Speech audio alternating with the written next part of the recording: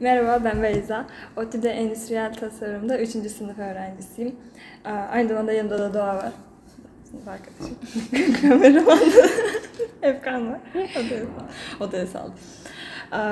Bizim endüstriyel tasarım bölümü çok bilinmediği için, aynı zamanda ODTÜ'nün içinde de nasıl işlediği çok bilinmediği için onunla alakalı bir video çekmek istedim.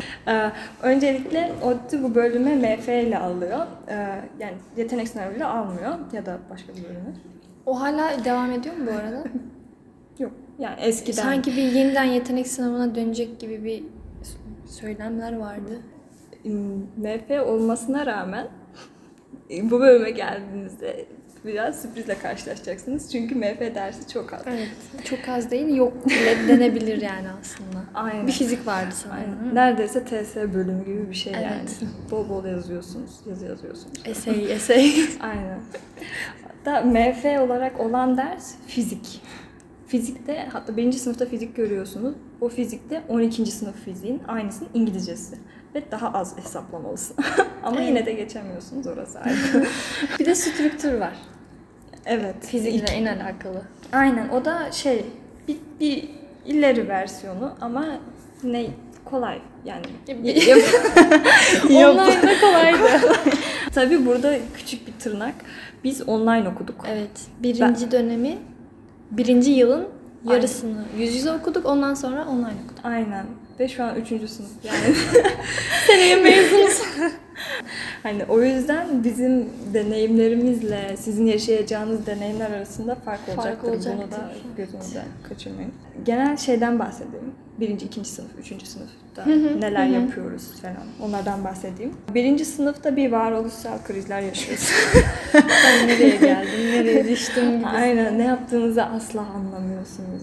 Böyle yaptığınız şeylerin sebebini anlamıyorsunuz. Basic design formatında ilerlediği için ürün yok. Aynen. 1. sınıfta ürün yapmayı beklemeyin. Yani ODTÜ'de beklemeyin. Genel anaokulu gibi oluyor. Böyle arkadaş edinmek için resim çizme oyunu falan oynuyorduk yani. Ay güzel günler. Karton falan kesiyorsunuz. Evet. Sonra 1. dönem sonuna doğru bir 3 boyuta geçiyor gibi oluyorsunuz. Sonra 2. dönem 3 boyutlu öyle soyutsal yine biraz daha soyutsal şeylerle çalışıyorsunuz. Ama final projesi bayağı ürün gibi bir şey oluyor yani. Yani bir mantığı var. Ben oraya bunu bir yere koyabilirim onu. Gurur duyduğum tek projem olarak. 1. sınıfta dediğim gibi fizik var. İşte İngilizce, Türkçe yok. Bizde yok. Genel bir ekleme yapayım. 1. 2. 3. sınıfta tarih tarzı dersler var. Yani sözel dersler var. Bu derslerde hep yazı yazmamız gerekiyor. Bir de tasarım etiği mi? Öyle bir kafada bir dersiniz vardı. Doğru. Amfi'de girdiğimiz nadir dersler. Ürünleri tartışıyorduk. Benziyorlar birbirlerine falan. Aynen. Öyle şeyler vardı. Doğru. Öyle dersler var. Ana dersleri bir stüdyo dersi olarak geçiyor. Adı Basic Design 1. sınıfta, sonra Design Class. Ama biz stüdyo diyoruz. Yani stüdyo dersleri olarak geçiyor. Haftada 12 saat stüdyo dersimiz oluyor. 1, 2, 3, 4. stüdyo var. 4. stüdyo hatta buranın altında. Burası ne stüdyosu peki? Hiçbir fikrim Burayı nasıl bulduk? 3 stüdyo ayrı birlikte duruyor. 4. sınıf stüdyosu aşağıda duruyor. Ama şöyle bir şey var. Bütün herkes aynı stüdyoları kullanıyor. Karışık. Öyle çok katı bir kural yok yani. Aynen. İlla şu stüdyoda olacaksın. En güzel tarafı da o sanırım. Sürekli etrafta gezinmek çok hoş. Yani öyle bir ayarlıyorlar ki programı yapamıyorsun. Yani her gün bir sınıfın oluyor gibi bir şey oluyor. Aynen. Yaklaşık olarak. Stüdyo derslerinde böyle ilk 1. sınıfta çok mutluydum. Çünkü böyle normal sınıf anlayışınızı unutun. Aynen. Normal ders anlayışınızı unutun. Böyle free yani rahat takılabilirsiniz. İstediğiniz yere, istediğiniz zaman gidebilirsiniz genelde. Genelde. Ama öyle ödev veriyorlar ki 1. sınıfta. Evet. Yiyorsa çıkın. Evet. Yani hiçbir yere gidemiyorsunuz ama o özgürlüğü bilmek de güzel oluyor. Sonrasında 1. sınıfta projeler kısayken, günlükken ilerledikçe proje süreleri de uzuyor. 2. sınıfta dönemde 3, şu an 3. sınıfta da dönemde 2 proje yapıyoruz. Herhalde seneye de bir oluyor. Aynen, bir tane yapıyoruz. 2. sınıfta malzeme ve manufacturing dersi geliyor. Biraz daha malzeme bilginiz oluyor. Daha bölüme yönelik dersler onlar. Aynen, biraz daha bölümün içine giriyorsunuz. Bu arada alan belirleme gibi bir şey yok yani. Hani ben bu alana yönelmek istiyorum, UX yapacağım, ben buzdolabı tasarlayacağım gibi bir Hayır, sonsuza seçim kadar yok. ürün tasarlayacaksın. Stüdyolar öyle şu an. Sonsuza kadar yemek yapacaksın. Yemek tasarımı. İkinci sınıfta dediğim gibi malzeme, manufacturing dersleri oluyor. Biraz daha teorik dersler. Sonra üçüncü sınıfta bu sefer seçmeli dersler geliyor. Bu okulun bence en iyi tarafı seçmeli dersleri. Gerçekten çok güzel seçmeli Evet, dersleri var. çok güzel. Hatta bana kalsa salık. Hatta alabiliyorsanız multimedyalı. Aynen. Kalp. Aslında seçmeli derslerle ilgili ayrı video yapabilirim. Çünkü bayağı fazla var ve hani içerikleri Aldığın konusunda- derslerden bahsedebilirsin. Aynen, içeriklerinden de bahsedebilirim şeyden. Mesela multimedya alıyorum. Multimedya bu bölümün özeti, paket gibi bir ders yani. Değil mi? Hızlandırılmış endüstriyel tasarım paketi Aynen. gibi bir şey gerçekten. Hani ya böyle çok rahat biriyseniz, yani rahat biriyseniz ancak pişman olursunuz. Onun dışında hani asla pişman olmazsınız yani. Hani genel grafik tasarımdan, şeyden, renkten, ışıktan, Başlıyor, sahneden kompozisyondan. başlayıp kompozisyondan. Sonrasında iki dönemde olan bir ders. İkinci dönemde böyle oyun falan yapıyoruz. Hani. Aynen. Yani Geçen sen- ay bir oyun yaptık falan. Aynen. Birinci dönem animasyon falan yapıyoruz. Hani. Tabii modelleri biz yapmıyoruz orada. Şey yapıyoruz. Hazır aynen. Ama Onun yapabilirsiniz için başka de yani. dersler O var. alana ilginiz varsa o da olur. Onun dışında böyle fotoğraf dersi falan var. İşte mesela bu şeye başlama sebebim falan. Değil mi? Bu kamerayı Kamera alması almak için fotoğraf dersi aldım. Pişman değilim. Güzel bir karardı. mutluyum. Biraz üzücü tarafı, seçmeli dersleri 3. sınıfta seçmeye başlıyor Evet. olmamız. Ve biraz zor oluyor. 3. sınıfın dersleriyle alakalı başka... Bu dönem kaç ders alıyoruz biz? 7 mi? Yedi. Normalde 7 ama 6 7. Normalde alınması tavsiye edilen ders 7. Ama ben mesela bir tane alamadım. Nandep alamadım. Aynen, ben de anlamadım. Bu bölümde çok yoğunsunuz. Evet, oldukça. Zamanınız varla yok arası bir şey yani. Mesela ilk dönem bu kadar yoğun değildik biz. Değil mi? Yani zamanınızı çok iyi ayarlarsanız evet her şeyi yaparsınız ama mental olarak da çok bazen zorlayan bir bölüm. Evet. İkinci seneye atlatırsanız bölümü atlatıyorsunuz. Yani en azından bir yetenek yüklenmiş oluyor. Öyle Aynen. düşünüyorum. Kısadan ise bölüm kolay değil. Değil Evet mi? bak, her projede ağladığımı itiraf ediyorum. Hatta Hala ağlıyorum ama. bir de hani zamanı çok vermiyorlar. Nasıl diyeyim? Ben normalde her şeyi son güne bırakan biriydim. Üniversiteye başlayınca dedim ki hayır, son güne bırakmayacağım artık. Her şeyi zamanında yapacağım. Ama istesen de olmuyor çünkü zaten son güne veriyorlar her şeyi. Evet, biraz öyle. Onun mantığı da şu, mesela atıyorum Perşembe günü jürin var. Pazartesi günü kritiğin var. Değiştirmek için sadece 2 günün var. Aynen. Teknik olarak son güne bırakmış gibi bir şey oluyorsun. Yani hani içiniz rahat ediyorsa tabii almayıp değiştirmiyorsunuz ama mesela 1. sınıfta bir proje 21 saatte yaptım projeyi. Baştan Aynen. sona. Aynen. Hangisiydi o ya? Şu finalden önceki olan kafile Hmm. ritim şeyiydi. Hani proje güzeldi ama yaptığım şeyi çok beğenmemiştim zaten.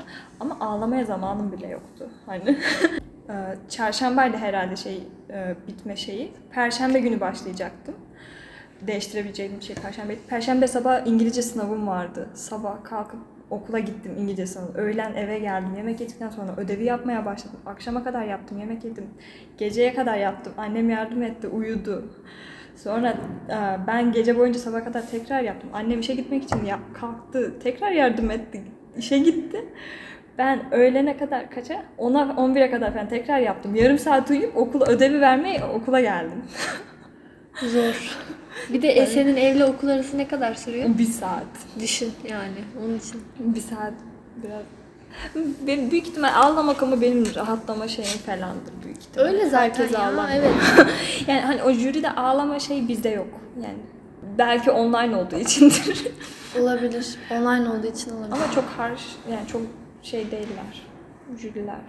rahat Evet ya, geçiyor. jüriler o kadar Çok ağır zorlamıyor. geçmiyor. Böyle Düşündüğünüz kadar Proses gerici zor. değil. Evet. Yetiştirme stresi zor. Biraz anlamıyorsunuz neden yaptığınızı. ne Değil mi? İlk yaptığınızı. başlarken anlamıyorsun onun stresi. Evet, Ortada ne yapacağım stresi. Sonunda da yetişecek mi stresi Aynen, gibi aynen. bir durum var yani. Aynen. Sorun o. Sorun o. Jüri değil yani sorun. Aynen. Gidip sunarsın. Bir şey yaparsan onun arkasında duruyorsun. Evet evet. Bir de o var yani. Kendi yaptığınız bir şey olunca. Evet. Bu bölümde bir de dikkat etmeniz gereken şey çok fazla sunum var. Evet.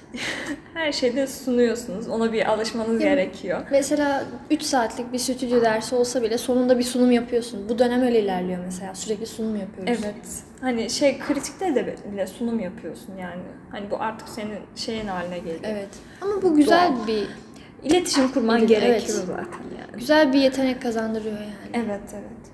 Bir de ikinci nokta grup ödevleri. Dıdım dıdım.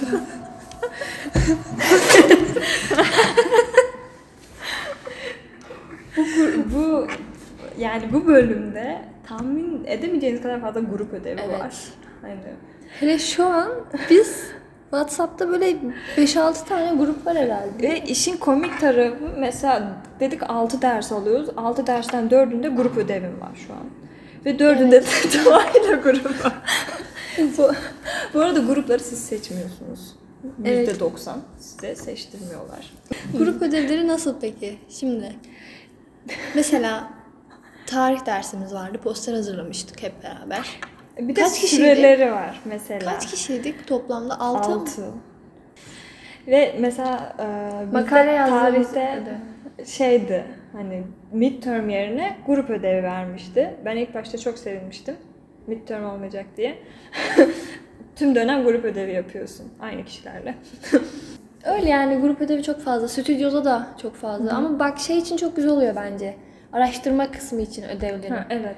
Çünkü projeye ilk girdiğinde Hani böyle şey gibi nasıl diyeyim bağımlılık yani yükü bağımlılık azaltıyor. değil de bir tık hani birilerinin olması evet güzel. Yani bu arada grup ödevi olması kötü değil. Değil evet. Grup ödev ya bir şeyden bahsedelim bence. En önemlisi o. Bir projenin aşamaları neler? Tamam herhangi bir evet. konuda projeyi aldık. İlk başta giriyoruz projeye neyle başlıyor? İşte literature search, internetten ansiklopedi araştırma yapıyoruz. Daha sonra kullanıcı. Bu kullanıcı da 3. sınıfta yavaş yavaş gelmeye başlıyor. Aynen. Bu arada her projenin prosesi aynı olmuyor tabii. Yani Tabii. Ama genel bir şeyi Aynen. var. Şeması var Aynen. tabii. Daha sonra ürün fikirleri, tasarım ortaya atıyoruz. Sonra prototip yapıyoruz. Projeye göre malzemeler değişebiliyor. Biz genellikle kağıttan Yine o yapıyoruz. malzemelerin araştırmasını da biz yapıyoruz. Aynen. Yani çoğu şeyi siz kendiniz buluyorsunuz. Tabii araştırma. Arada hocalar workshoplar yapıyor sadece. Bilgilendirme amaçlı, yönlendirici olsun diye. Onun dışında siz araştırıyorsunuz. Sonra Mesela araştırıp gidiyorsun, hocaya sunuyorsun. Okey derse işte olumlu bir şeyler söylerse, olumlu birkaç cümle Asla alırsan okey onun olmaz. üstüne gidiyorsun atıyorum. Olumsuz bir şey olursa neden olumsuz oldu bu, nasıl düzelebilir, ne yapabilirim başka gibi düşünüp hop yönünü değiştiriyorsun, başka bir araştırma yapıyorsun gibi bir sürecimiz var. aynen bunu finale kadar yapıp sonra finalde yine emin olmadığınız bir ürüne çıkıyorsunuz. Bölümde İngilizceye nasıl alışacağım falan diye dert etmeyin. Ki zaten hazırlık alıyorsanız öyle bir şeyiniz de kalmaz. Ben hazırlık Şüphesiz. atladım. Hazırlık atlarsanız da kalmıyor. Ben hazırlık atlamadım. Bazı derslerde Türkçe'ye geçiliyor. Böyle yarı İngilizce, İşte yarı yabancı Türkçe. öğrenci olmadığı zaman genelde iki Türk arasında Türkçe konuşma geçiyor öyle diyelim. Aynen. Bir de Çünkü yabancı öğrenci olduğu zaman hocalar direkt İngilizceye geçiyor ve İngilizce devam ediyoruz. O Aynen. konuda haklarını yemeyiz yani. Aynen tabii.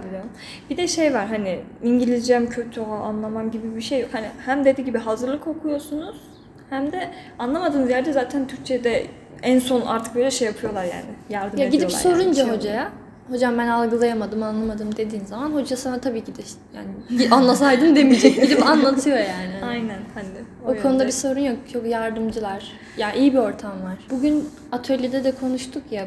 Bu bölümün hocalarla ve asistanlarla olan ilişkisi öğrencileri kastediyorum. Çok iyi. Aynen. Yani gerçekten yakınmış gibi birine gidip derdini anlatsan sana niye bana bunu anlatıyorsun demez. Aynen. Seninle konuşur, çözüm bulmaya çalışır, bir şekilde yol göstermeye çalışır. O yönden çok iyi. Aynen samimiler yani o yönden.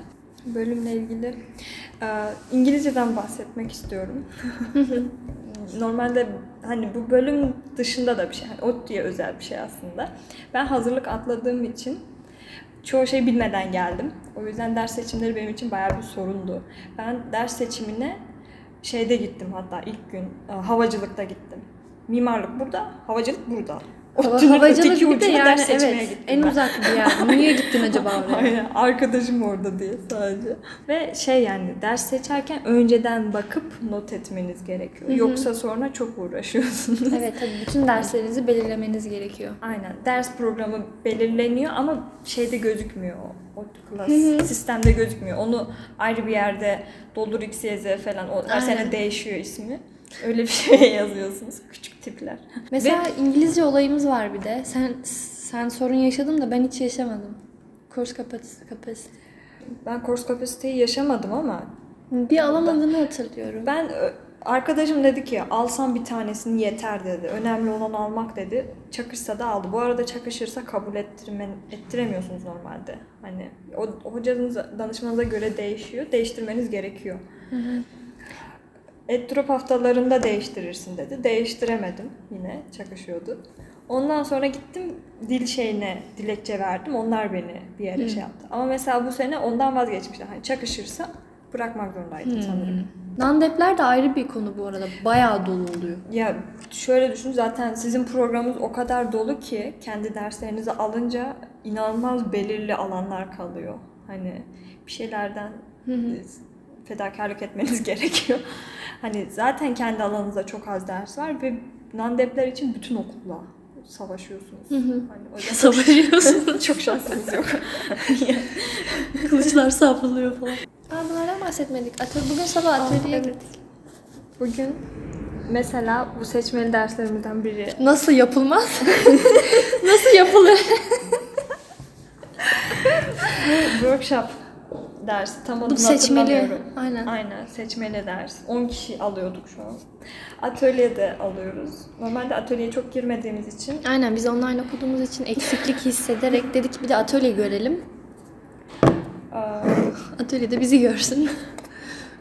Amaç bu böyle birinci sınıftakiler büyük ihtimal tanıdık gelir zaten. Aynen. Hani telle bunun yapısını yapıp. Aynen, bu strüktürü temiz bir şekilde çıkarmak kısaca sonra mesela. kağıt bantla falan kaplayıp ahşap macunuyla yapıyoruz. Bu arada ben Sonra dersi... zımparalıyoruz, ederim. Benim de. Hoca dedi ki geçen haftadan beri hiç ilerlememişsin. Hocaya dedim ki hocam bıraktım, ahşap macunun boşa gitmesin. Hoca diyor ki çok mantıklı. Şeyden bahsedeyim. Benim sınıf basic design'da ilk geldiğinde insanların şaşırdığı şey, en azından benim şaşırdığım şey olmuştu. Ders kritik ya sadece. Yani evet, sana evet. bir ödev verdiler. Doğru. Hiç şey anlatmadılar, bir ödev verdiler. Şunu cezve ve bisikletçisi. Aynen bak o çok ilginçti. Aynen, kimseyle tanışmamışız. Din yarat. O da çok komikti ya. Din yarat. Hatırlamıyor musun? Hatırladım. İlk grup hatırladım, ödevimiz. O çok garip. Ben ilk gün geldim, tamam mı, böyle herkes yeni bir yüz. Herkes de böyle çantamızı takmışız falan, böyle herkes yeni bir ortam, stüdyo ortamı, garip, sınıf gibi değil. Hocalar geldi. Dedi ki işte bugünkü dersimizde ben hani bir şey anlatacaklarını bekliyorum. Hadi cezve çizin dedi. Ben de böyle bakıyorum. Bir şey anlatmayacak mısınız?